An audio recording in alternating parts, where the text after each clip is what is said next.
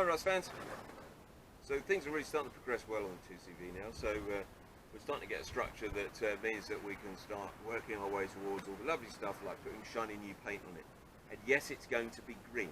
It's not going to be any other colour. It's going to be green. The same green it came out of the factory with. I am a guy who wants the car in the original colour wherever it's possible to do so, wherever I like it. That doesn't mean I've always painted my cars in the original colour. That is not true. I have gone for different colours. But I like green. This car's green, staying green. However, it has been pointed out to me that I have the only 2CV on planet Earth that hasn't got a name. And I mean a pet name, you know, it's a 2CV, a douchey, but it hasn't got a name. So this is your opportunity to get involved. In the comments, put your ideas in. What do you think we should call this car? And I'll go through them with the lovely wife, and we will come up with what we think is the right one. But it's going to be from your list. We're not going to make one up ourselves. Okay, go for it. Put it in the comments. Right, so we've got that piece welded in now, and around the other side as well. That's all welded in. Again, all of this I'm going to sort out when I've got it upside down so it's easier to get at. So I've just put this repair piece in here, repaired some of the edge along here. It's actually pretty good, it's all solid now. So this bit's going to be next, so I'm going to chop out along the line. There's a couple of spot welds in the end of this piece which I'm going to need to get to. I'm wondering whether or not because that hole goes all the way through, so I'm going to have to find those. And that bit goes all the way around there. Actually, I may trim around this bit, but let's cut along the line anyway and start getting the majority of it off.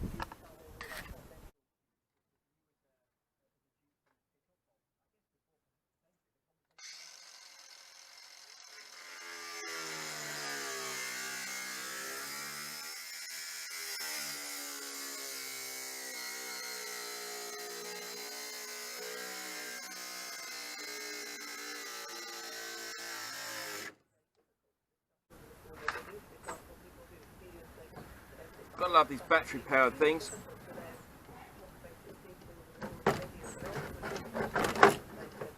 Make you bugger. Cute.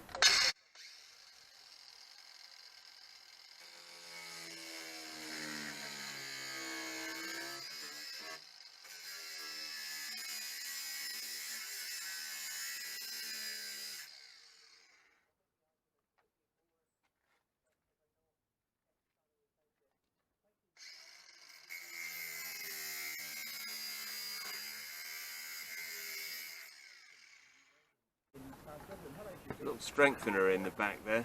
I'm going to just trim across here and then see what we've got.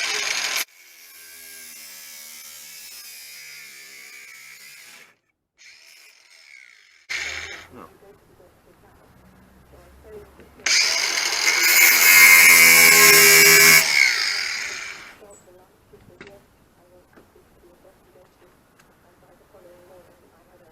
All of that lovely underseal didn't work. So there's a little strengthener that fits in under here, and then this piece sits on top. I'm going to see if I can just trim that top piece off and see what the metal's like behind. This is very good here.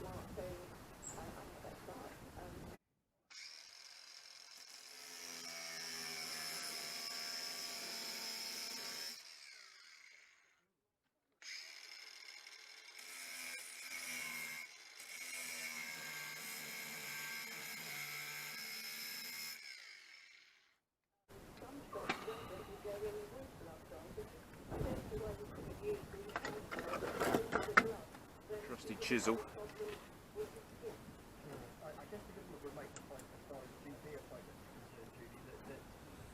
There's a couple of spot welds there.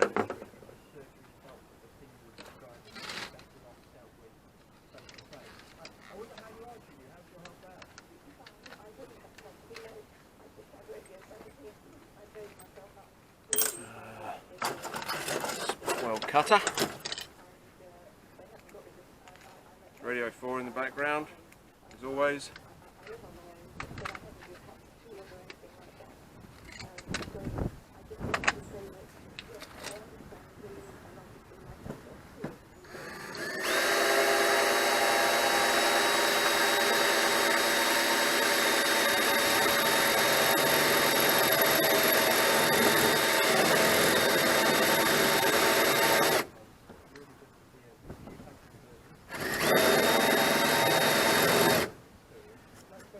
just tell when you've got to the bottom of the piece of metal, because you start seeing the brown rusty bits come through.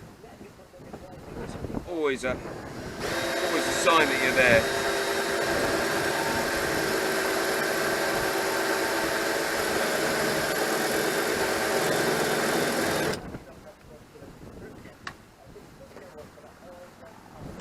Should peel off nice and easily now. Oh, look at that, look. Missed a tiny bit on the edge.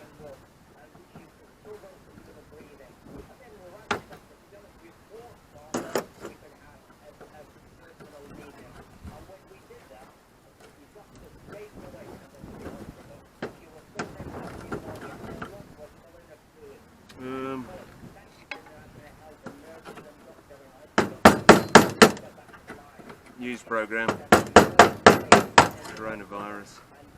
We're just entering another period of lockdown in some parts of the UK. Well, almost lockdown anyway. Not being able to go and see your friends or go down the pub.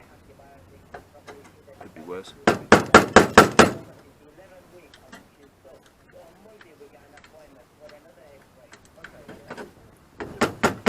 Sorry about the bounciness.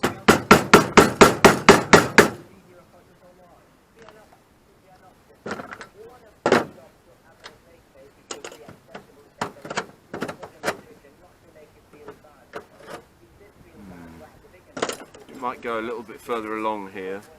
Still looking a bit rusty there. So what we got.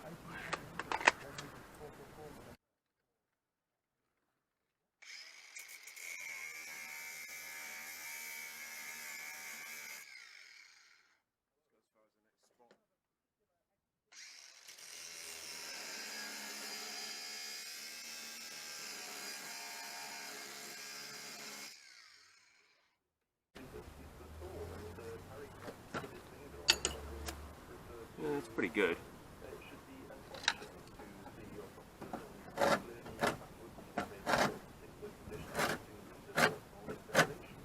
This piece is very good, there's no problem with that. I think I'm gonna just take the rest of the top of that off. I'm gonna leave a little edge so I've got something to weld to, but I'm gonna take the rest of that off.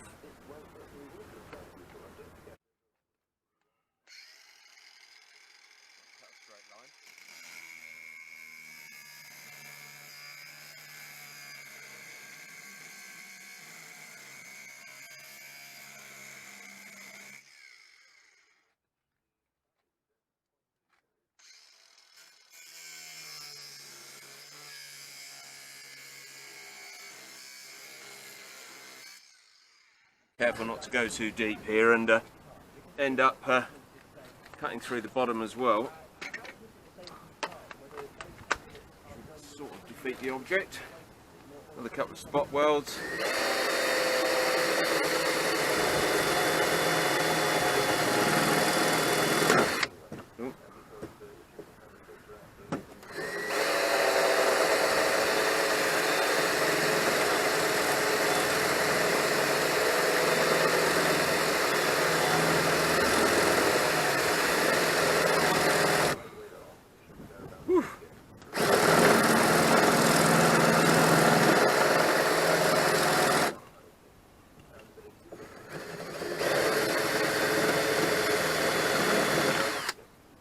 I expect somebody will say it would have been a lot quicker if you'd have just cut the whole floor out.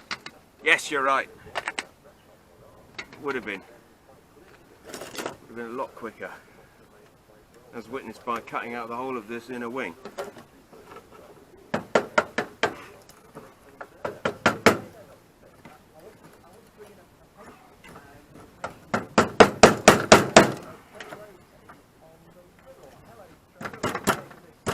Another spot weld.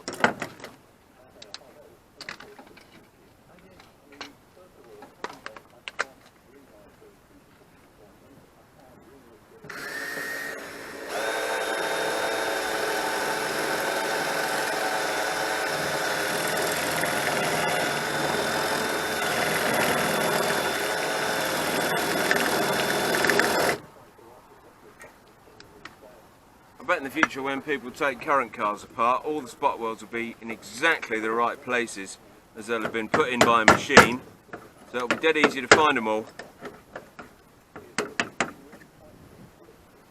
Not quite so easy with these.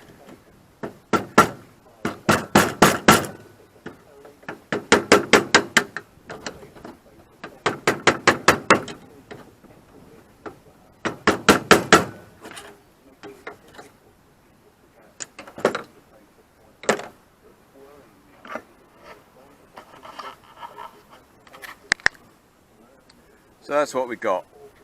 That doesn't look too bad to me. I think we're right up to clean metal up here, so I think that's okay. So I'm gonna clean all of that back and then get ready to slot in the new piece into this hole. I'm gonna switch off for now. Alrighty, so flange done, and I've been all the way around here, drilled the spot welds out. The wing fits on the inside of this, so we have to, I think you've got to kind of fit the wing on the inside and then pull it round the corner here. This is going to be quite difficult to do with one hand. Let me see if I can balance this. Radio 4's on. So I think it's going to go, there's a lip there, if you can see that. So it's got to fit behind that lip but in front of the square bracket part, which is attached to the rear end. So that's where it fits. I think it's going to be a little bit longer. I might have to do some trimming, and then you can see we're going to try and fit it behind all the way along. Can't do this holding the camera. Hang on. Hopefully you can still see. Some sausages ready for lunch. George and Alfred, my boys, doing a bit of colouring and reading and stuff. Got to go behind there, like that. There we go. That makes sense. I did quite a lot of narrating when I was a child for my family, and I loved it then. And I'm pleased to find that really not a lot seems Almost lines up. That seems to need a cut at the top just to bring it into line. How many dots are there? Give them a snip from the inside. I think there's 17 ducks. So we're coming up to our last night. See if that works. Just giving it a quarter of an inch. Because this week has been amazing. It's been a chance to discover new parts of the UK. It's been about appreciating another thing that are really right. Okay. We're somewhere in the vicinity. Beetlejuice. Helicopters now. Getting a full treat today. Oh no, it's not a helicopter. Yeah. One of those flying Volkswagen Beetles. Right. This is going to be a two-handed effort, so I'm going to have to spend a little bit of time fettling here. But you can see hopefully the general lie of the land here is to make all of this line up. So that's what I'm going to be doing whilst I'm not on camera. Okay. This week I did my best. Right. So this is always the stuff, as I've probably said before, this is always the stuff that ends up taking lots of time. You know, if you ever take your car to be restored, you know, you might think, oh, it's dead easy, throw a few panels in, but the panels never bloody fit. It takes hours to line everything up and get it to work properly. So, you know, that's why it costs so much money. You know, do it yourself if you want to find out how much time this stuff really takes. And then you won't feel quite so bad about having to pay somebody else to do it next time. So, okay, so what we got? So I've lined up this. This is actually pretty good. So the inner wing lines up nicely along those holes pretty much, apart from that top one. That's because it's bent over, because that's how I've got to fit it anyway. So that's not too bad. I think, you know, that will have another clamp or two in there, just hold it in place. But that's pretty good. I'm happy with that. And then obviously the wing is going to fit over the top of that. So that's all pretty good. I'm happy with that part. Going around the top of the wing, that's all pretty good. I put some, just put some 8mm bolts in there just to hold it in place. But you can see that the fit's actually pretty good. I need to do a little bit of fettling on the flange there, but for me to be able to puddle weld back in some of those spot joints, that's pretty good. This bit down here is slightly more challenging. You can see that the floor bit that I welded in doesn't quite line up because you need to kind of push it up to get it in there. So I'm going to have to be careful of that one. And I know I haven't quite got the bend in the right place here. I'll show you what I mean.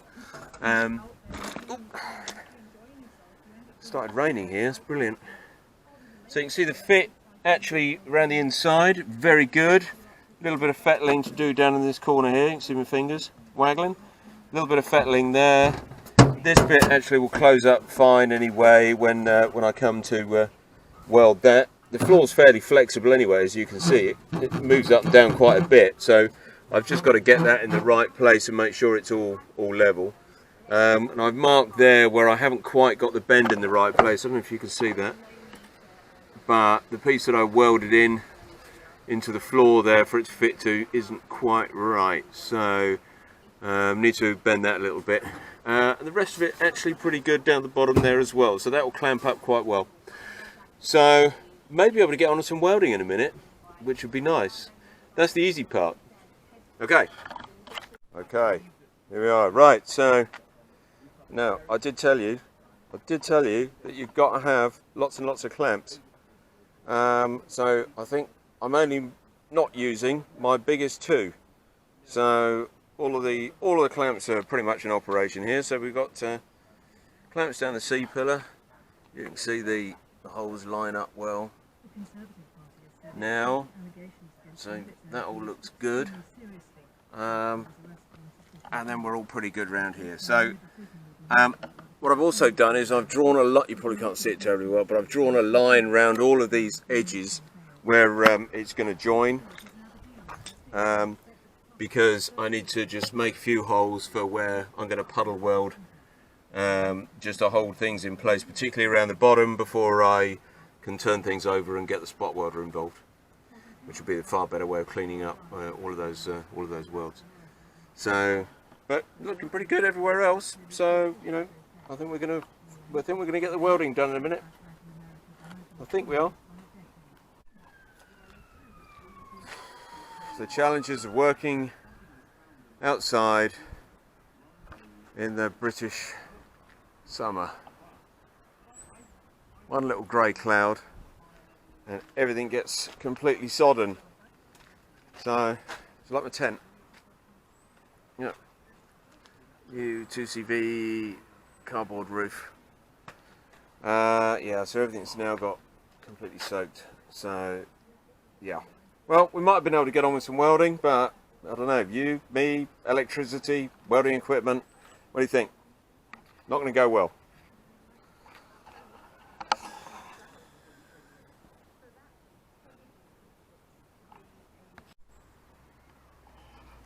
Right. Oh, sorry. This is now in. Ta-da! As